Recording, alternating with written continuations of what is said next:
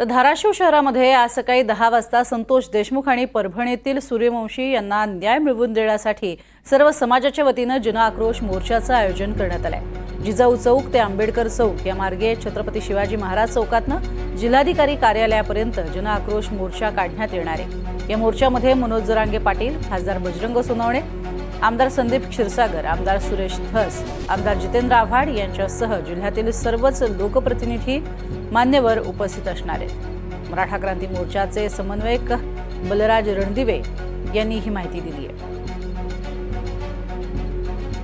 देशमुख व सोमनाथ सूर्यवंशी यांच्या हत्येच्या निषेधार्थ धाराशिव इथं जनआक्रोश मोर्चा निघत आहे। त्या मोर्चाची सुरुवात राष्ट्रमाता राजमाता जिजाऊ चौकातून सुरू होणार आहे। राष्ट्रसंत गाडगे महाराज चौक, डॉक्टर बाबासाहेब आंबेडकर चौक व छत्रपती शिवाजी महाराज चौकातून कलेक्टर ऑफिसवर येणार आहे। या मोर्चामध्ये मनोजदादा जरांगे पाटील स्वतः उपस्थित राहणार आहेत, सुरेश अण्णा धस आहेत, जितेंद्र आव्हाड साहेब आहेत, बजरंग बाप्पा सोनवणे आहेत, संदीप क्षीरसागर आहेत, दीपक केदार व सर्व मान्यवर आणि जिल्ह्याचे लोकप्रतिनिधी सर्व उपस्थित राहणार आहेत। आपण सर्वांनी या मोर्चामध्ये सहभागी व्हावं व या दोन्ही कुटुंबाला न्याय मिळवण्यासाठी हक्काच्या लढ्यामध्ये आपण सर्वांनी सामील व्हावं।